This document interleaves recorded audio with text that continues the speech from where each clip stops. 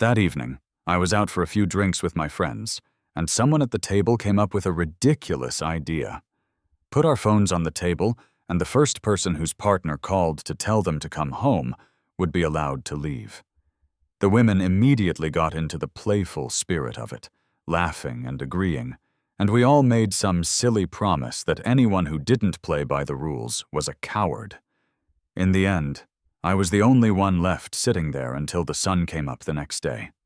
When I finally walked back into the house, my eyes tired and heavy, I realized something heavy and undeniable. Liam didn't love me anymore. If it hadn't been for that silly, adventurous night out, I might have kept believing forever that Liam would always be there, just waiting. The truth is, the wildfire of betrayal had already burned our love to the ground, leaving behind nothing but cold, empty memories. It started way before that. It was when I ignored our son's pleas and left him with Liam so I could go look for my first love, Samuel. It was when I deliberately stepped over Liam's careful attempts to impress Samuel, basically forcing Liam to be a spectator of our supposed love story. And it was definitely when I told my friends that all I felt for Liam was guilt and just the occasional bit of affection. The damage was done. "Hey, brother-in-law," Anya, my friend since childhood, said, her voice sounding tired. "I think Rose drank way too much last night. She kept bringing up you. I finally managed to get her home. I'm heading out now."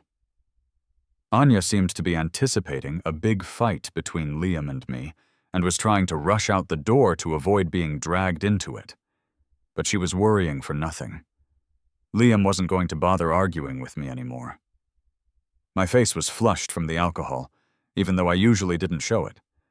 I must have really overdone it. I was probably in a terrible mood. Liam simply asked the housekeeper to make me some ginger soup, a hangover remedy. Then he glanced at me with an expression that was completely deadpan and unconcerned, a flicker of annoyance passing through his eyes. "Daddy?" 4-year-old Finn, as obedient and sweet as a little puppy, looked up at Liam with wide, innocent eyes. Liam smiled genuinely, picking up our son and kissing his forehead, telling him to be a good boy and listen to his teachers at school. Finn happily grabbed his little backpack and followed the driver out the door to school. Watching this scene, the housekeeper remarked how warm and loving our family was. Yeah, a picture of peace and calm, I thought bitterly. Except for me being a bit of an eyesore. It would be perfect if I just wasn't around. Liam dropped me onto the bed. Just as he was about to leave, I suddenly grabbed his hand and mumbled, "Sweetheart, don't go." I saw a small smirk internally cross his face, as if he was thinking, what's the point of this act now? He knew that if I wasn't completely out of it, I wouldn't be calling out to him. I'd be thinking of Samuel instead. But Liam calmly pulled his hand away, saying in a flat, emotionless voice, "Just get some sleep, or you'll get a bad headache." As Liam turned to walk away, I surprisingly managed to sit up and wrapped my arms around his waist from behind. "I waited up all night for you," I whispered, my voice muffled, with a hint of grievance that was meant to stir his heart. But Liam remained totally clear-headed. He was probably thinking that I was waiting for him to ask why I waited so I could keep talking. But he simply didn't want to talk to me. It was just like how I had never truly responded to him during all our years of marriage. Liam knew that silence can be the most infuriating response, and after all those years of anger, I realized it was finally my turn to feel it. When I saw that Liam didn't respond at all, my desire to talk faded slightly. But I changed my approach, cuddling closer, stubbornly clinging to him, and speaking in a pleading, whimpering tone. Nancy suggested that game about whose partner would call them back first. Everyone joked that you would be the first to call me, I explained. But I just watched as they all left one by one, and nobody called for me. I drooped my head like a sad little puppy, feeling deeply disappointed. It got worse after that. Anya stayed with me out of pity, and we just kept drinking until now. Liam deflected the situation casually. Anya is certainly a good friend for sticking with you like that. You should treat her well. His indifference to my feelings truly surprised me. I lifted my head, my eyes clear and steady, not showing even a hint of the drunkenness from earlier. Liam met my gaze, smiling gently, without a trace of guilt or shame. My beautiful eyes searched his face, looking for something. Maybe I was trying to find Liam's past affection, that intense joy filled with young love, or perhaps the boundless excitement he once had for me that time hadn't dulled. Sadly, those feelings that I thought were unstinting by time had been worn thin by my own actions. Liam didn't miss the disappointment and sadness in my eyes, nor the subtle hint of panic. He knew exactly what I was searching for, but he simply didn't care. I remembered that we hadn't always been like this. Liam and I met when we were in college. I was the campus beauty, attracting loads of attention. If we hadn't been in the same club, Liam once told me, he thought he would have just remained another face in the crowd, someone who only noticed me from afar but never interacted with me directly. The warm summers always felt like an easy time to fall in love. Sunlight filtering through the leaves dappled the boy. I walked through the shade with a certain grace. Liam realized what a heart-fluttering moment felt like then. Liam had a reserved personality, but the way he looked at me, no matter how fleeting, was anything but unnoticed. I always knew. Liam later found out that the intense looks he thought he'd hidden so well were actually crystal clear to girls. Our story was ordinary, even cliché. I had a childhood sweetheart, that first love, Samuel, who left me when his family faced bankruptcy. In my toughest times, that's when Liam mustered the courage of a lifetime and filled the gap, always by my side, taking care of me until he became my boyfriend, my fiancé, and finally walked down the aisle with me. People often said that Liam had it all, that he had married his youthful crush, finally putting an end to his youthful dreams. They said I had outstanding qualities, from my family background to my character, all far beyond what someone like Liam could ever dream of. Liam once believed it too, so he cherished it, loving me with complete abandon and yet holding on to those powerful, overwhelming feelings. 4 years of dating, 5 years of marriage, that's 9 whole years. But I was never Rose's first choice, Liam had thought. And now I'm tired. I was there through her career rise, staying up late, dealing with clients. I felt like I was both her secretary and her husband. I did everything a good spouse should, kept the house immaculate, won friends in social circles, and everyone in the family couldn't stop praising me. Honestly, I didn't feel like it was a huge burden because marriage isn't a one-person effort. If I'm going to be her husband, I should be the best husband I can be, I always told myself. Sadly, Rose never truly loved me. She just thought I was marriage material. I was just someone who made her heart flutter sometimes. She felt guilty because no one else treated her that well, but she'd tell her friends, "That's not love. When you haven't found the one, everything else is just settling." Her words felt like daggers, as if she were saying I had shackled her youth and love outside the door. I felt sick and held back my tears. I thought that even if I wasn't her favorite person, I should be her most important one after we'd been through so much together. When I proposed, she promised to forget Samuel. From then on, it would just be the two of us in our life together. But she hung up my worried call for Samuel. At that time, our baby, my Finn, wouldn't stop having a high fever, and he started having convulsions. Our driver happened to be off that day, and I couldn't drive. I asked Rose, who had nothing important scheduled, to come home and take the kid to the hospital. We lived out in the suburbs, not easy to catch a cab, but with her cool indifference, she replied, "Liam, calm down. Kid's having a fever is normal. Just call a cab to the hospital.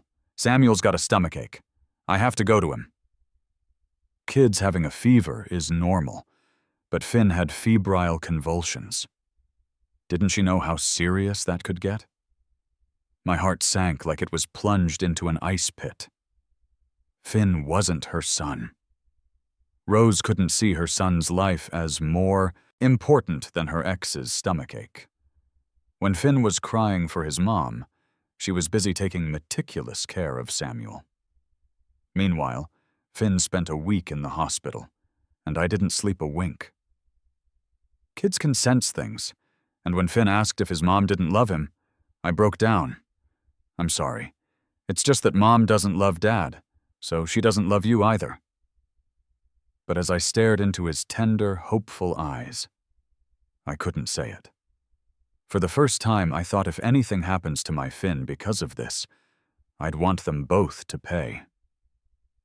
In her texts, I realized that for a long time now, it was only me sending message after message, and Liam rarely replied. Liam used to love texting me when we first got married.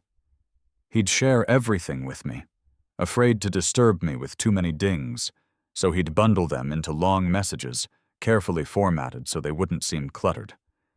These little details I never appreciated before. When I got home late, Liam would check on me, making sure I was safe, asking if I needed food left out, or someone to meet me. During my rough times after breaking up with Samuel, drinking myself sick to a stomach ailment, Liam scurried around and somehow found a recipe that relieved my pain more effectively than the hospital could. I thought back to how long it's been since I had his comforting porridge.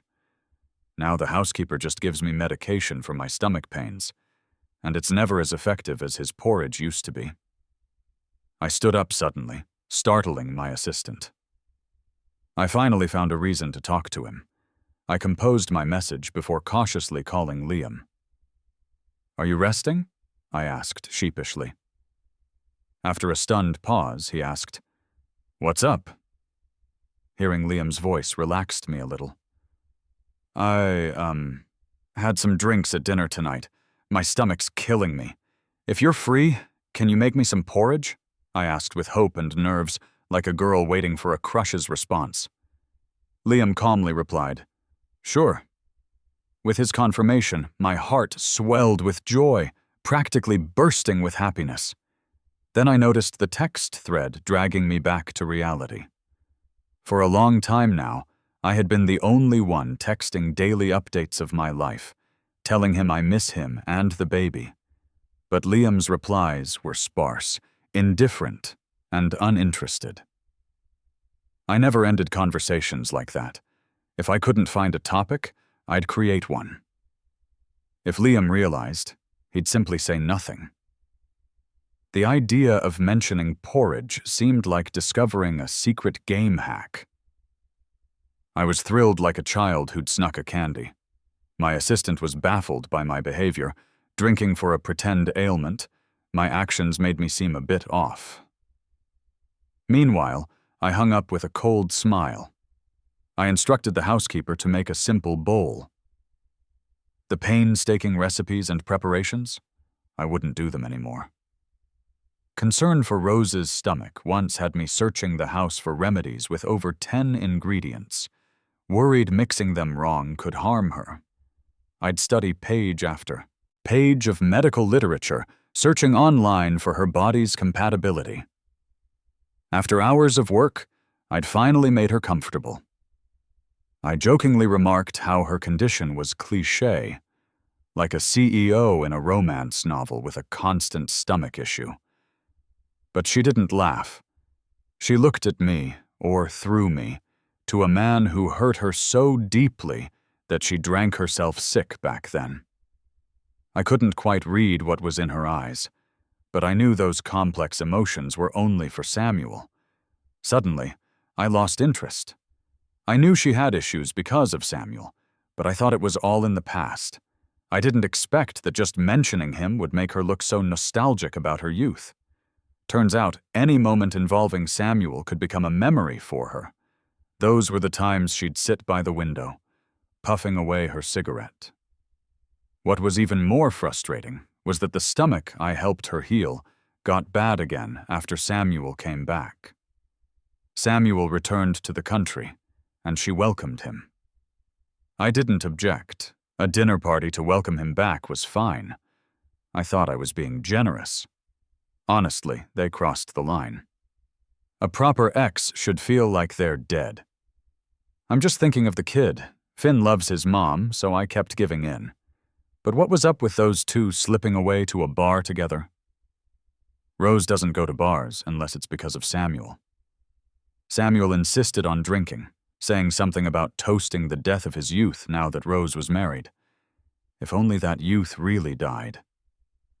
Unfortunately, it was alive and kicking to the point of ditching a PDA meeting he promised Finn to go to drink with him instead. Rose couldn't stand watching Samuel chug drinks, so she defied my past warnings and took his drink to down it herself. Of course, maybe Rose was toasting her lost youth too. So ironic, considering if she missed it that much, she shouldn't have dragged me into this mess. Back then it was Rose who begged me to stay with her. "Liam, you won't leave me, right? Please don't let me be alone." That's when I formally stepped into her life. Anyhow, they drank like there was no tomorrow. Samuel was bawling his eyes out, but Rose, despite her own pain, managed to help him home and take good care of him. When I got a call to bring soup, I thought Rose was in a bad way with her stomach problems. I rushed from the PDA meeting, calmed Finn down, and brought her soup. What a shame. Rose showed no shame in front of me, pale-faced, feeding Samuel spoon by spoon despite her discomfort. It was like I was meant to be a mere spectator in their love story, watching Rose half kneel on the floor, taking care of him with such attention.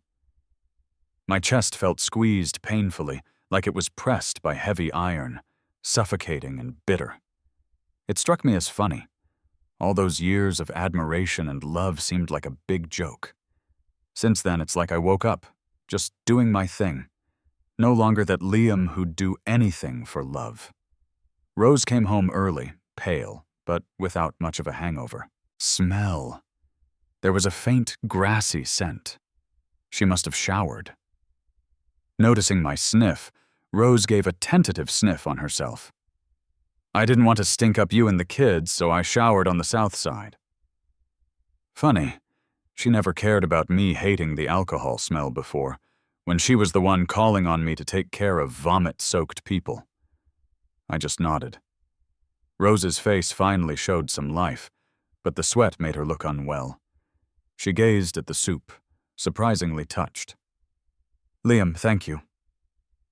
I brushed away her hand, trying to get close, and led her to the table to have the soup. She didn't rush into it. She kept apologizing and explaining, promising not to see Samuel again. I laughed coldly. "What does it matter to me if you do or not?"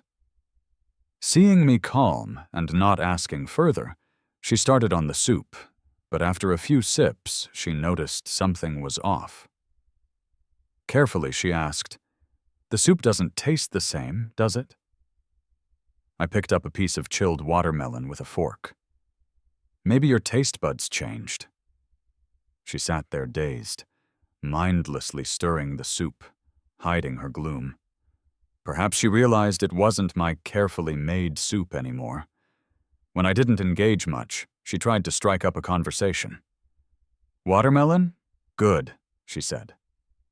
I looked at her, smiling on purpose. "Yeah, it's good." She seemed captivated by my smile, her eyes shining with a depth I hadn't seen.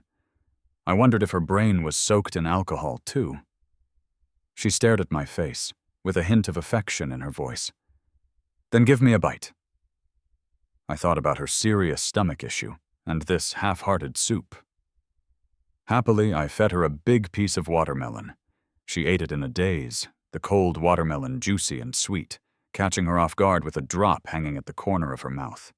Embarrassed, she wiped it quickly, blushing like a shy girl tripping in front of her crush. I laughed and asked, "Want more?" She nodded eagerly, and I kept feeding her piece after piece, almost like revenge. I gave her the whole plate, watching her pallor worsen without pause. She might have realized it was on purpose, but she took every bite, holding her stomach tightly, cold sweat glistening. I was amazed she tolerated it, but I didn't want to deal with her anymore. Her heavy illness, keeping her from work, meant my son's future assets were at stake. I wiped my hands. "Finish your soup and rest up. I'm a bit tired, going to bed." She was still chewing the watermelon, unsure why I suddenly turned cold after teasing her. Seeing me leave, she just nodded dumbly. The funny thing was, when I went to bed early, with her personality, she wouldn't have the guts to bother me, even if she was in pain. That's what I was banking on. Not long after, she tiptoed in. "Are you asleep?" Rose asked softly. "Not yet. Why are you going to sleep so early? Are you feeling unwell?" Rose propped herself up on the bed, one hand on my face. In my head, I thought, "Can't exactly say it's because I won't be looking after you anymore, right?" So I pretended to hold my stomach. "I'm feeling uncomfortable." She was probably in serious stomach pain herself. She breathed a couple of times before speaking to me gently. "Then why did you eat cold watermelon? Aren't you afraid of hurting more?" Her voice held a mix of worry and helplessness. I felt a jolt inside. It was such a lame excuse, but I had no choice. "I wanted to eat. Besides, you ate cold watermelon even when your stomach hurt." She hadn't heard me use that almost playful tone in a long time and seemed to enjoy it, giving my head a gentle pat. "But you shouldn't learn from me," she said. Her touch made me feel nauseous, and I suddenly threw up, scaring her. She thought I was acting up and patiently tried to calm me down. Even though she was drenched in cold sweat from her pain, she still took care of me. It reminded me of the time she tended to a drunk Samuel years ago. A surge of anger rose, and I knocked over a bowl of boiling water. Worried I'd get burned, she quickly grabbed the bowl, scalding herself. Her hand turned red immediately. I expected her to get mad, but she didn't. Instead, she checked to see if I was burned. She probably thought I was just in a bad mood, even though I had just thrown a tantrum. She went out to find me some painkillers. Watching her hustle around, I realized she hadn't even thought to get herself some stomach medicine. Suddenly, it all seemed so pointless. My past affection felt so unworthy, and her so-called deep love now felt cheap. These days, I haven't been kind to Rose. I've been irritable, yet she remained patient. Even Finn noticed something was off and asked what was wrong between his mom and me. He's just a kid. What does he know? He only knows that his mom suddenly loves him and plays with him every day. He doesn't understand that it's the cheap regret of someone who only looks back after losing something. Rose was so excited to take Finn and me out to play, not realizing that this outing almost cost Finn his mom. Rose insisted on hiking with just the three of us. I wanted to bring security, but she wouldn't listen, saying one person could protect us easily and more people would be inconvenient. Ignoring my scowl, she cheerfully strapped on a large backpack, picked Finn up, and started the ascent.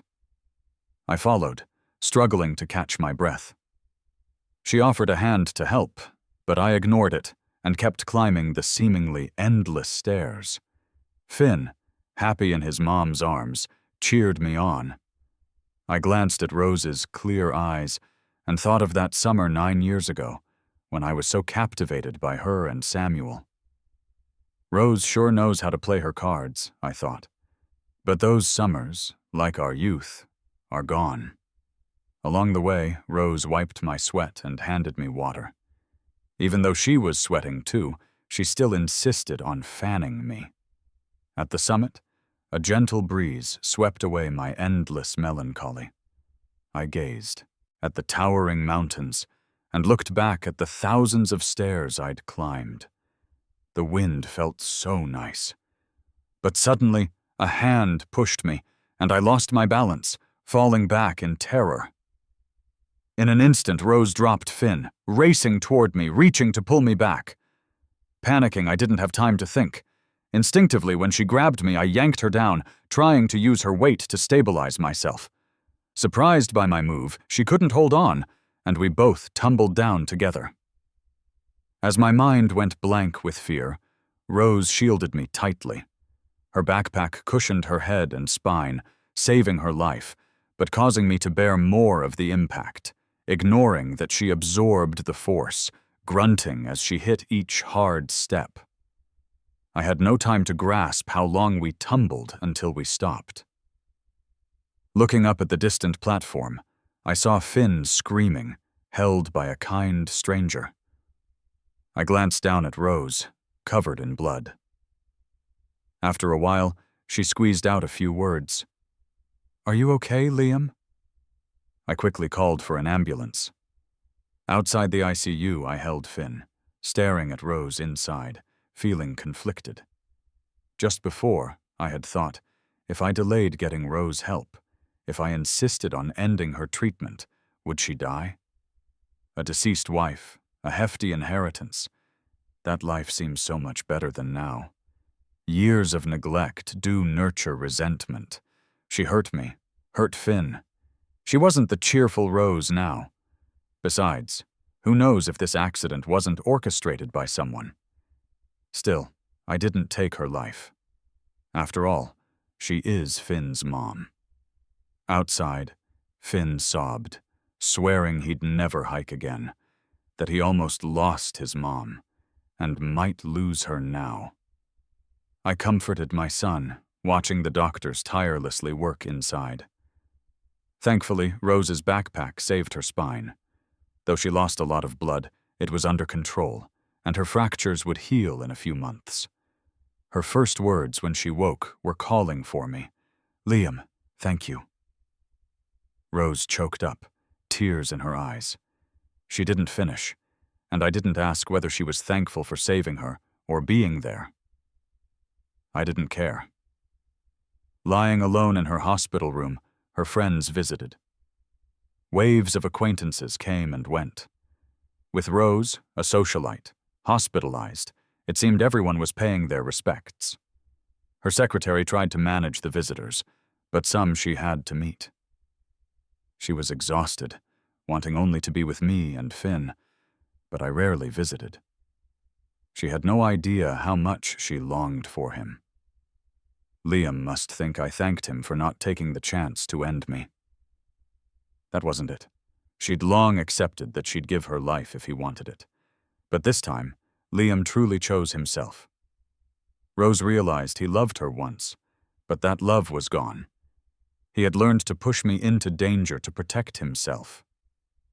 Rose's ardor faded, replaced by cold realization. Now she understood how much it must have hurt Liam years ago when he rescued her while she longed for Samuel. Tears streaming down her face, she whispered, "Liam, it hurts to love and lose." Her heart felt like it was ripped apart, leaving her shivering in icy despair. She thanked Liam, thanked him for loving her so sincerely once upon a time. Rose lay alone under the covers, tears silently falling, until they turned into sobs, like the cries of a caged animal. She poured her heart out, yet she couldn't win a backward glance from Liam. There's no going back now, truly no going back. Rose and Liam can't go back anymore. I wasn't surprised when Samuel approached me. "Liam, how could you do this to Rose?" Samuel stormed in and started yelling at me like Rose was his wife or something. I raised an eyebrow, signaled the housekeeper not to stop him, but I didn't respond. "What kind of spell did you cast on her? She won't return my messages, won't answer my calls. I went to her workplace and she said she won't contact me anymore. You know she doesn't love you, so why keep Rose around? What's the point?" He came at me like a maniac and was held back by the housekeeper. I'd never seen Samuel lose it like this around me before. Maybe it's because Rose's love gave him confidence back then. I just watched him, suddenly realizing how meaningless everyone seemed, getting caught up in someone else's emotions, being vulnerable and anxious because of love.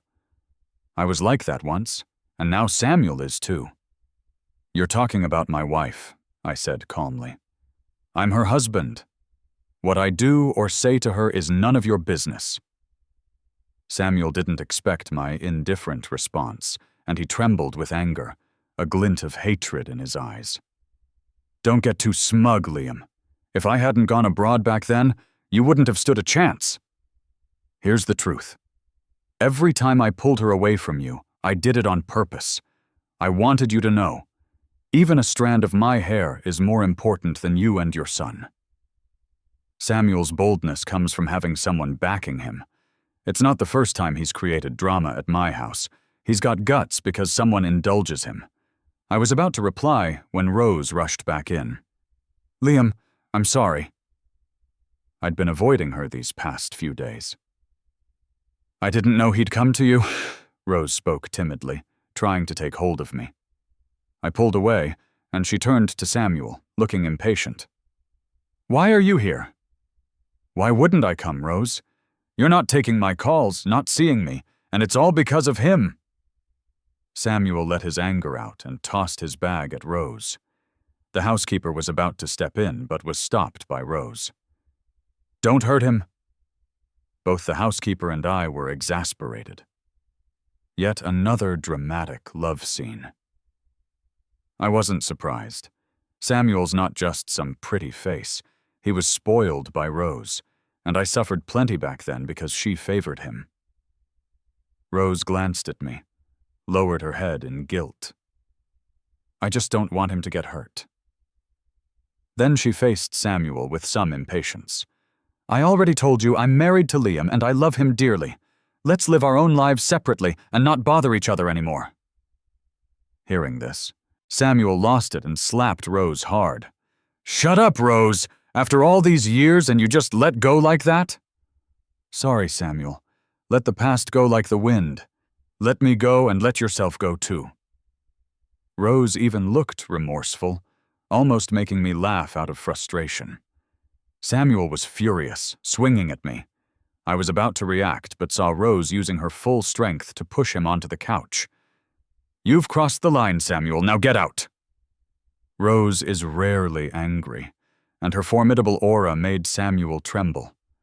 Rose sighed, about to speak to me when I cut her off. "If you can't handle this, there's no room for you," I told her coldly, my voice devoid of emotion. Rose started trembling, her voice shaking. Liam, I'm begging you, please don't say that. Don't abandon me. I was wrong, Liam. I'll take care of it. I won't let him disturb you and the kids again." Rose looked at me pleadingly, her voice lacking its usual confidence. I looked at her panic-stricken face, laughed coldly, and raised my hand, but couldn't bring myself to hit her. "Rose, you say all the right things now, but did you consider me and the kids when you let him invade our lives, step by step?" Rose glanced at my angry expression, frantically grabbed my hand, hitting her own face with it. I pulled away, finding it painful. She started hitting herself, looking at me reverently, hoping I'd forgive. I knew she was waiting for me to soften, so I intentionally crossed my arms and watched her silently. I spoke coldly. "Rose, was that mountain climbing incident you're doing?" Rose looked at me in disbelief, her voice trembling. "What are you saying?" I ignored the deep pain in her eyes and continued sarcastically. "You and Samuel wanted to be together, didn't want a divorce but worried about public relations hurting your company, so you planned to make me a widower." She got emotional, her chest heaving, her eyes full of grievance. "Liam!" She realized she was too loud. Stifling her tears seemed impossible. She lowered her voice, trembling as she spoke. "How could you think that of me? You know I don't want to tangle with him anymore." Saying this, she turned away, avoiding showing me her tears, swiping quickly at her face. When she turned back, she hugged me, burying her head in my neck, her tears soaking my back. She sobbed, "Liam, I'm begging you, don't treat me like this anymore. I'll do anything to make you happy. I'll do it." "Give me and our son the company shares. Then I'll believe you," I responded coldly. "Okay, that's only fair, Liam. Anything else? Any request, I'll comply." Rose looked at me with deep emotion. I recalled Samuel's cold expression as he left, but couldn't act rashly. I instructed the housekeeper to be extra cautious these next few days. Finn needs to be picked up early and check with his teacher, making sure only the housekeeper and I can pick him up. Rose wrote a will if she dies, everything she owns, except for a small portion for her parents, goes to Finn and me. Her mom got so mad she gave her a beating. "Why are you writing a will at such a young age? Isn't that bad luck?" Rose took the hit without saying a word. Later she came home and sweetly snuggled up to me. "Look, I did what you said. Now you can be at ease, right?" Then she nuzzled my neck like a dog, hoping for a bit of affection. I just replied, "Not bad." Rose is trying hard to be a good woman. She acts like she can't take her eyes off me, bringing back all sorts of new finds every day, like treasures. She's become quite the cook, too, almost forcing the food into my mouth. She endures my criticism, and even my obvious mistreatment, smiling like a fool, willingly taking it. I think she's hoping love will sprout again in this barren land, but the wildfire of betrayal has truly burned any seed of love. There's no springtime anymore. During the day, she works hard, saying now she's working for Finn and me, and plans to give it her all. I don't let her off easy either. At night, I push her to work overtime, forcing her into project after project until she's utterly exhausted. She jokes that I'm the heartless capitalist, and even workhorses would shake their heads at her. Yet she still pours herself into it. She's up at the crack of dawn every day, yet somehow still looks full of energy. She's got taking care of Finn and me down to a science. She's always around, and it annoys me. When I show her an annoyed look, she just smiles and says she wants to personally care for those she loves. One day, after pulling all-nighters with her team and completing a project, she made some unagi don, and I casually complimented her. She got so happy that she seemed like she was about to fly. She looked at me seriously and said, "Liam, I'm so happy, so very happy." Then I realized I was making her put in all this effort to get back at her, so she'd know how it felt to love someone who doesn't love you back. But she grew to love the act of giving. Even though she couldn't have love in return, she found joy in it. It kind of robbed my plan of its purpose. Every year I take Finn to the countryside to let him catch chickens, play with dogs, and experience the freedom and joy of nature. This year I took him to pick tea and learn about tea making. Rose insisted on tagging along, whereas she wouldn't dream of it any other year. During the day, she's so busy, and at night, I'm so tired I could fall asleep instantly. There's no distraction here, no complex work. Life is simple, sunrise to sunset. Rose told me to sleep first, and then took Finn, who was still full of energy, out to see fireflies. I fell into a deep sleep, but a fire broke out at some point. It's summer with high temperatures. Once the fire started, it spread quickly. By the time people realized, it had already burned down several houses. Rose rushed over, trying to get inside like a madwoman. "Let me go! Let me go! My husband's inside!" Villagers held her back, repeatedly telling her that firefighters were on the way and that the flames were too dangerous. But she insisted, "There's no time! No one else would risk saving him! Let me go!" Rose's strength was fierce. She pushed through 4 or 5 people and dove into the fire. I saw her choking and searching through the smoke, saw her skin burning, but she still called my name desperately. I stood outside watching it all. I knew the fire was going to happen. Samuel, the arsonist, had already been caught red-handed by the villagers. Everyone was furious.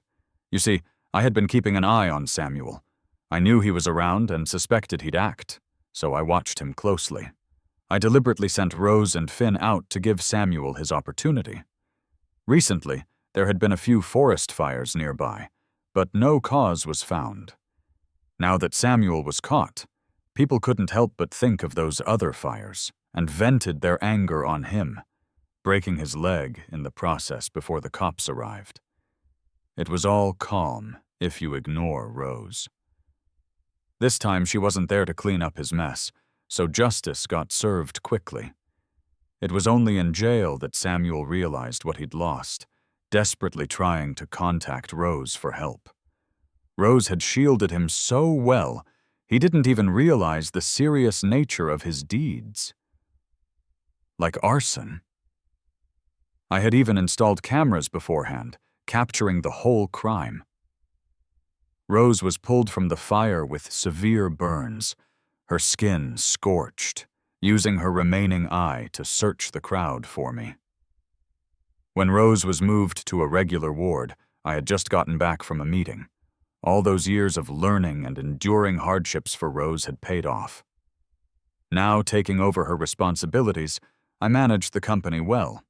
This company and this home, they're the same whether she's around or not. I shared with her news about Samuel. Thanks to me, he's being taken care of in prison. I never let grudges go. Besides, without me, he wouldn't fare well anyway. I made her look at photos of him being punished, grabbing her newly grown hair, forcing her to see with that one eye. She met my gaze. Liam, I'm sorry. Sorry, Rose? Spend the rest of your life making up for it.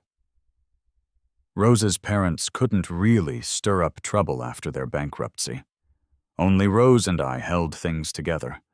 They just wanted an easy life. They knew how she treated me and didn't interfere. Once Rose was down, they didn't care, sucking up to me instead as long as I didn't mistreat them. Rose, she didn't matter. I think I've had enough. That summer, 18-year-old Liam loves Rose, hoping for a lifetime together. This summer, 28-year-old Liam no longer loves her, wishing for a lifetime apart.